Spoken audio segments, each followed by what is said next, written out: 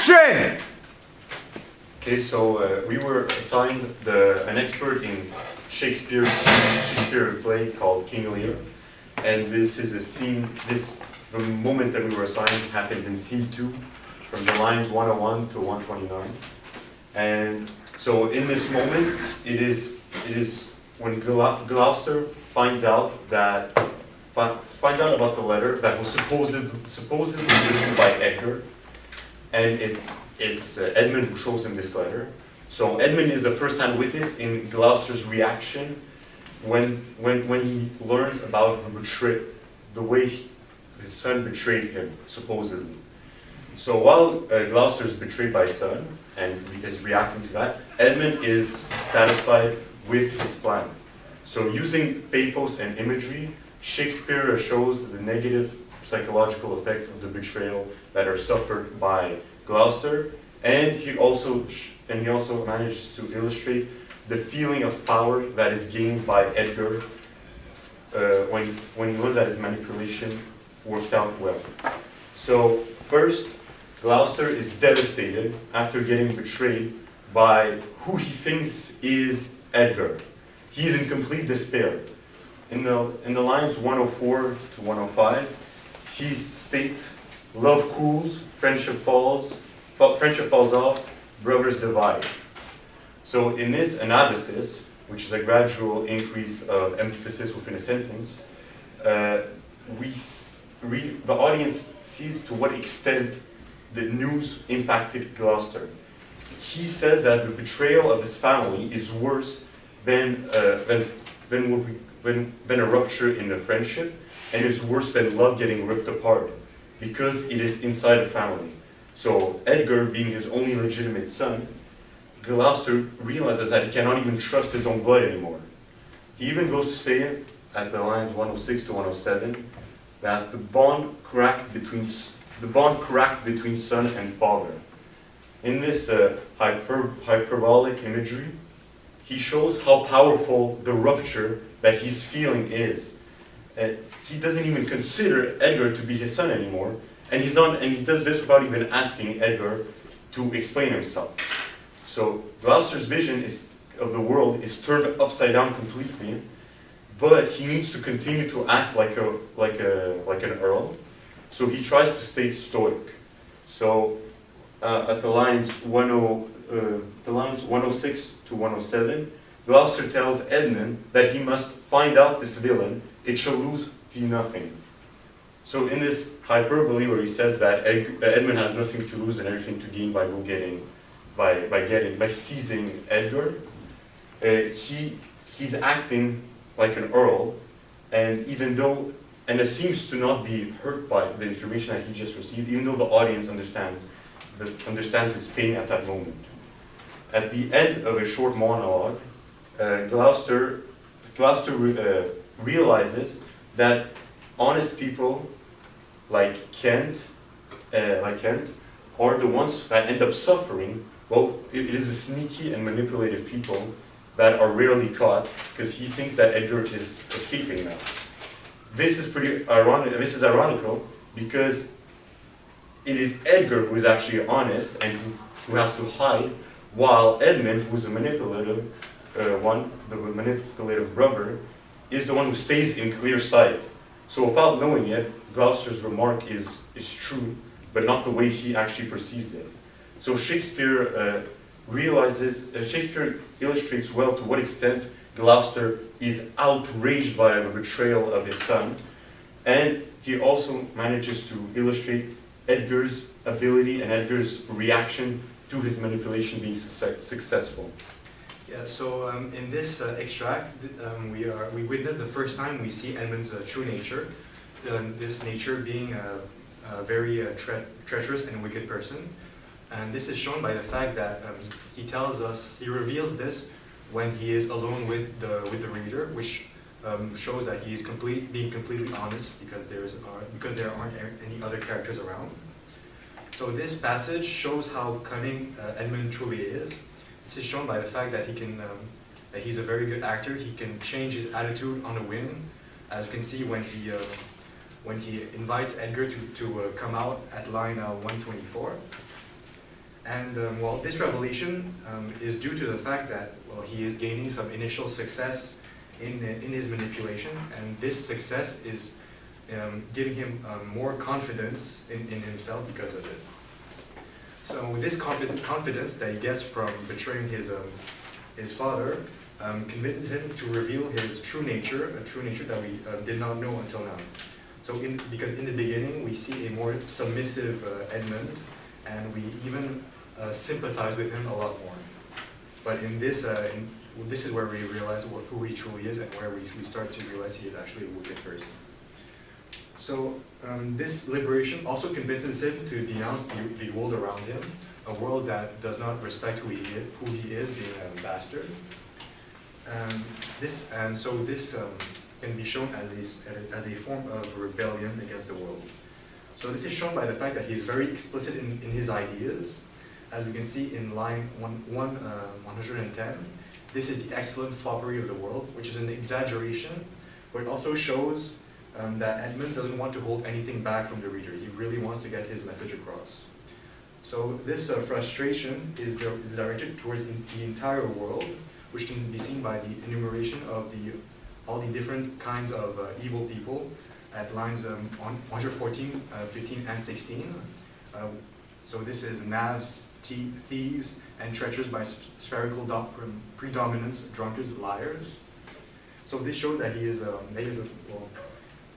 denouncing the entire world, and even gives us an idea that he may be rebelling against God in some way by the fact that he uses the word divine on line 117 in a seemingly ironic way. So manipulation is a theme that we see throughout the play. It can be bad, such as when Goneril and Regan influence their father Lear, but it's also seen when Edgar manipulates his father into thinking that he is someone else when he disguises himself. So we also realize that even if Edmund denounces the world, he doesn't pretend he's a good person. He uses the pronoun we when denouncing the world, which shows that he's part of the problem. So in conclusion, well, in this extract, we see the psychological effects of betrayal, not only from the receiver, but also from the emitter. So we see a glosser who is devastated, which makes him easier to be manipulated.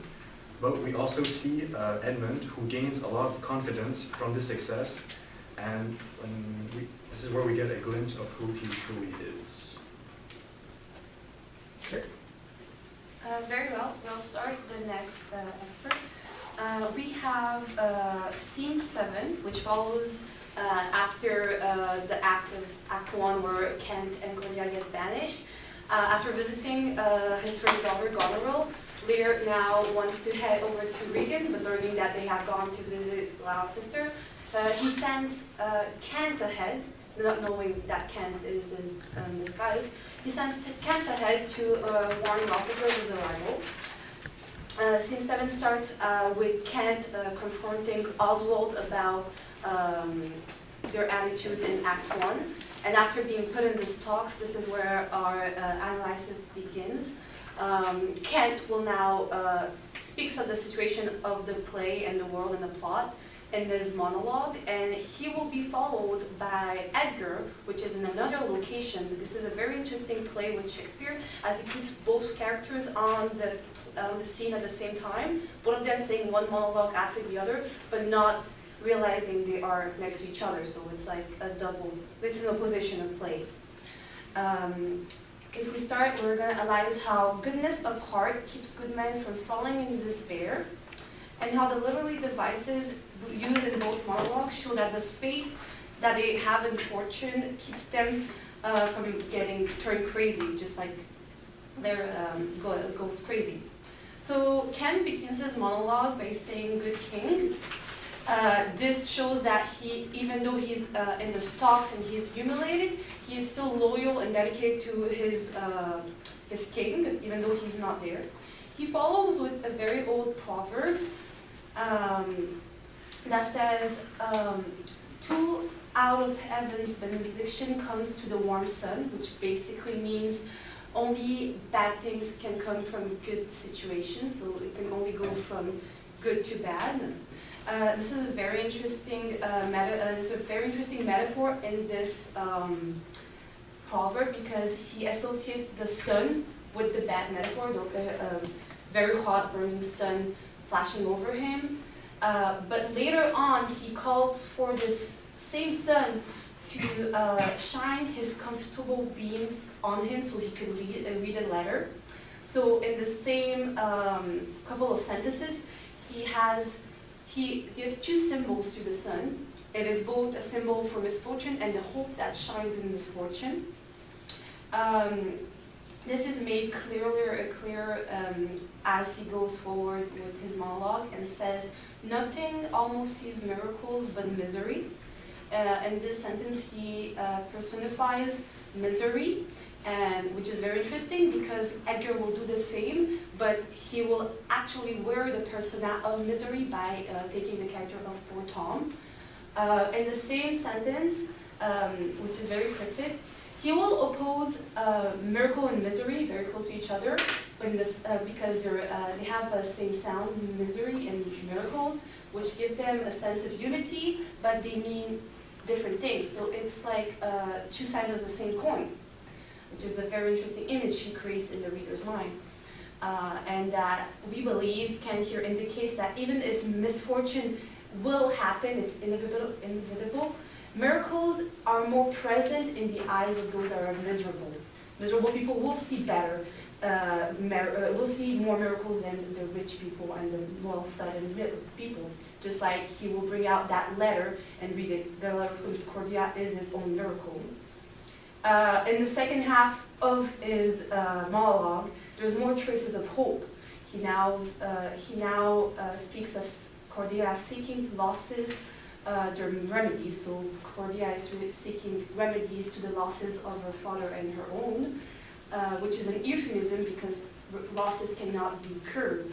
And we think that might be a foreshadowing to the king losing his wits, and she's trying to cure him literally with doctors, give him back remedy to his loss of reason. There's also in the last sentence a personification of fortune. He will talk to her as she is a person himself and talk to her in an endearing way, hoping that she will turn around and shine her light on him. Well, Edgar begins his monologue seemingly unaware of the situation. He only heard that he was being hunted down, but didn't know yet why and who betrayed him. He then states his dire situation. This idea is illustrated through the series of negation. No port is free, no place that guard and most unusual vigilance does not attend my taking. Line 168 to 170. He is clearly in a pinch, priorly betrayed by his brother and now pursued by his beloved father. Yet, Edgar didn't give in to despair. He still had hope and was resolved to walk out of his misery. There was no place left for him to hide, yet he was able to find camouflage in the shadow of a tree. Lines 167 to 168. This ironical imagery reflects a strong resolve to refuse on giving up despite being backstabbed. His father put him in a very bad position, yet not once has he badmouthed him, which shows his loyalty and respect for Gloucester. To fight against fate, Edgar accepts to disguise himself as a beggar. In the process, there is an allusion to a character in The Bellman of London, written by Thomas Dekker. Shakespeare introduces the character of Poor Tom and gives Edgar the new persona. The use of the double superlative most poor shape at line 172 puts emphasis on his deplorable disguise. He is forced into humiliation by stripping off whatever pride and honor he used to wear in those clean clothes as the son of the Earl of Gloucester, and to put on dirty ones. Shakespeare uses the metaphor with presented nakedness outface the wind and persecution in the sky to describe the contrast between Edgar's new attire and the old one. It is such a bad shape that it leaves his body exposed to the wind and bad weather. So, in other words, he is no longer sheltered. However, no matter how bad a situation he is in, his soul never breaks, and remains respectful and loyal to his father. His goodness of heart can be seen later in the play, at the episode of the Dover Cliff, as Edgar attempts to provide psychological aid to his father, who has just lost his eyes to the betrayal of his bastard son. By intentionally not blowing his cover, this further proves the pureness of Edgar's motives and loyalty, as he does not want his father to be choked by guilt.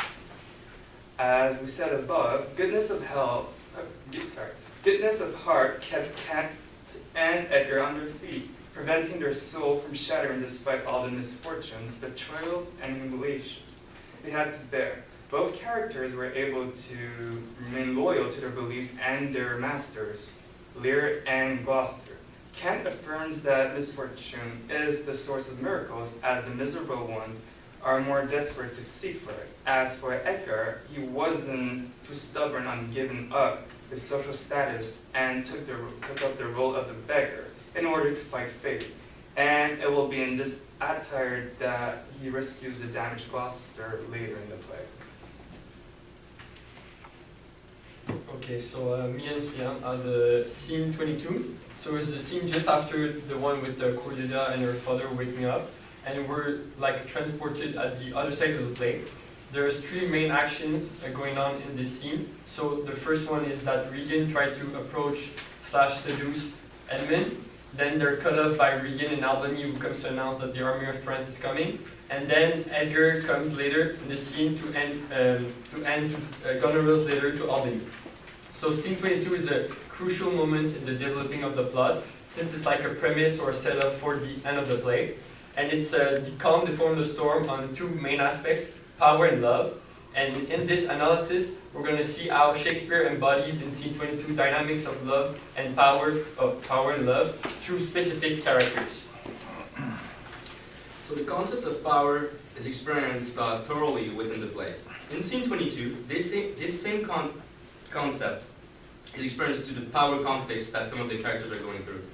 Firstly, Edmund is pictured as a manipulator. In fact, he uses Goneril to win the war. It is shown by the metaphor in line 65 to 70 that says, "Now then, we'll use his countenance for the battle." Which shows that because of the power he has over Goneril, he will be able to use her husband's face and identity for the war.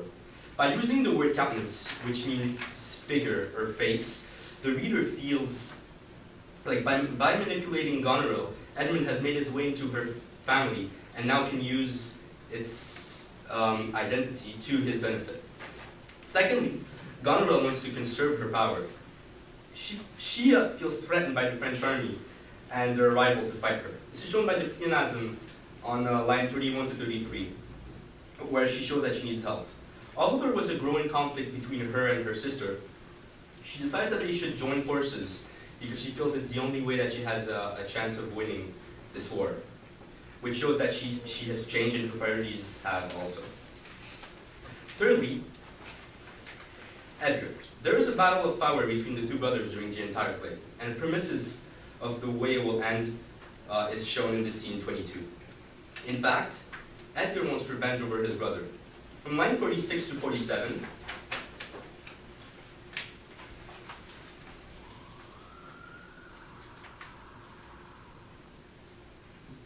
I can produce a champion that will prove. By using the word produce, Edgar shows that he knows that he's not at his best, but that he is willing to make of himself what he can in order to achieve his quest. The reader also feels that he is looking for revenge and will not let his misery stop him from achieving what he wants to do. Edgar also seems decided and clear-minded. In line 52 to 54, he uses short sentences that assert his confidence.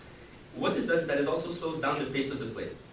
By slowing down the pace of the play, the reader feels like Edgar is composed, confident, and knows what he's doing. In other words, the power conflicts in this scene are preparing stages for the power war. There is also a soliloquy which exposes the plan of Edmund to use Albany during the fight and to let Goneril kill him afterwards. Okay, so now I'm gonna talk about the dynamics of love in the play, in this scene. So firstly, so the dynamics of love are shown through three aspects, and the three aspects are linked to three characters.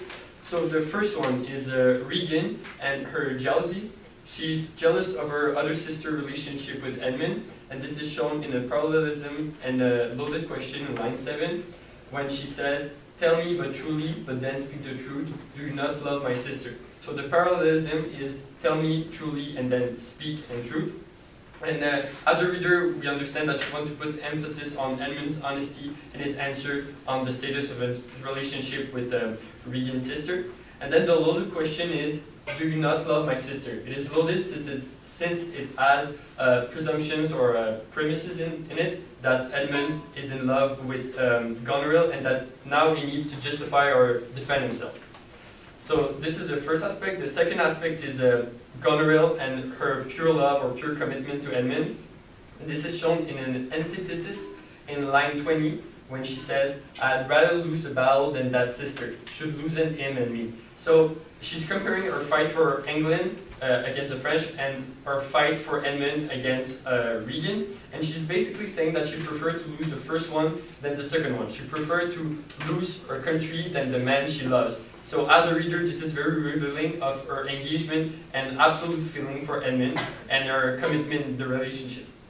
And then the last aspect of love is manipulation, and it is shown with Edmund when in his soliloquy he says he uses rhetorical question and an antithesis. So in the passage, both, one, or neither. Neither can be enjoyed if both remain alive. So the rhetorical question are at the beginning, and they showed that Edmund is not attached to any of the sisters. He just uses them for power, and that they are just objects he can manipulate for him. And then the antithesis of neither and both basically is Edmund saying that he can profit of one another if the other one is alive. So this is it for the three aspects. And on a more bigger picture, scene 22 prepared the stage for the love war at the end of the play through three events that are going to generate conflicts. So first one, Albany is going to read the letter that Edgar is sending to him, and he's going to realize Goneril treason, so that's going to generate conflict. The second one is that we understand that the two sisters are going on a fight for Edmund, and that's going to generate conflict. And the third one is that we understand Edmund like a master plan of making a choice between the two future widows, and that's also going to generate conflict. In conclusion, scene 22 acts as a foreshadowing of the end of the play. It pictures central concepts of the play such as love and power through the characters present in their actions. Within the scenes, the theme of jealousy, manipulation, revenge, pure love, and conservation are experienced. Analyzing how the two key concepts of the 22nd scene are represented in the entire play could be interesting, as the evolution of these concepts could be assessed. So, written in the beginning of the 17th century by William Shakespeare, the play King Lear illustrates a broken and dysfunctional family, yet Cordelia's love for Lear remains constant throughout the play, and this filial bond is accentuated in the scene 17. So in this scene, Kent and the first gentleman are discussing about Cordelia's reaction to the letters about Lear's mistreatment, which were brought to her by the first gentleman after the scene 8. So in this extract, the reader gains insight on the emotional side of Cordelia. In this specific passage, a gentleman describes the intensity of her emotions when she read Kent's letters. It seems she was a queen over her passion, who, most rebel-like, sought to be a king over her, at line 10. This passage shows, by comparing her emotions to a king who attempts to overpower her, that Cordelia is able to control herself, but with great difficulty. It shows that she is deeply moved by how her sisters treated her father, and though he banished her, she still loves him. It is essential to point out here that even during her own banishment, Cordelia did cry. The fact that she cries for her father's state proves how much she still cares for him, even more than herself. This also reveals that Cordelia, unlike her sisters, is not self-centered and selfish. She cares about those around her. Cordelia's kind-hearted nature is also seen by comparing her tears to holy water at line 31. By comparing the Queen of France's tears to a religious symbol, the reader understands the extent of her purity.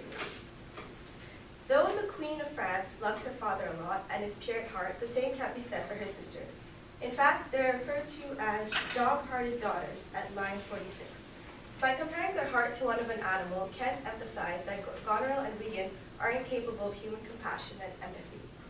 They're extremely cold-hearted, unlike Cordelia, and choose to ignore and belittle their father's suffering. The contrast that is shown in this extract between Cordelia and her sisters highlights Lear's mistake in giving his kingdom to Goneril and Regan. So the theme of appearances is also present in this extract. At the end of the play, Kent says to the gentleman, "When I am known aright, you shall not grieve lending me this acquaintance." Lines 54 to 55. So in this scene, Kent is still disguised, so no one knows his true nature, his true identity. This links to Cordelia's banishment. During the love test, Goneril and Regan put up a facade to give the appearance of being the best daughters. They wanted to fool Lear and gain the most power that they could, and Lear only realized their true nature when it was too late. Another theme conveyed in this excerpt is the theme of grief and suffering. So when the letters were brought to Cordelia, who is now the Queen of France, her reaction to the mistreatment of her father is described as a demonstration of grief at line 11, with an nimble tear trailing down her delicate cheek at lines 13 to 14. This passage shows a moving account of Cordelia's sorrow upon reading the letters and how much she misses her father. Furthermore, the first gentleman compares Cordelia's tears to sunshine and rain, meaning that she has tears of joy from learning news about her father, but also tears of sadness from learning how Goneril and Regan treated him. The strong imagery in this excerpt illustrates Cordelia's sorrow by using hyperbolic metaphors. For example, at line 22, her tears are compared to pearls from diamonds, and at line 31 to the holy water from her heavenly eyes. Besides showing Cordelia's sorrow, besides showing Cordelia's purity and how she differs from her sister, these metaphors also compare Cordelia to an angel and support the idea that her emotions, including her sadness, are pure, honest, and almost divine, like her character. The gentleman also adds that Cordelia went away to deal with grief alone at line 32.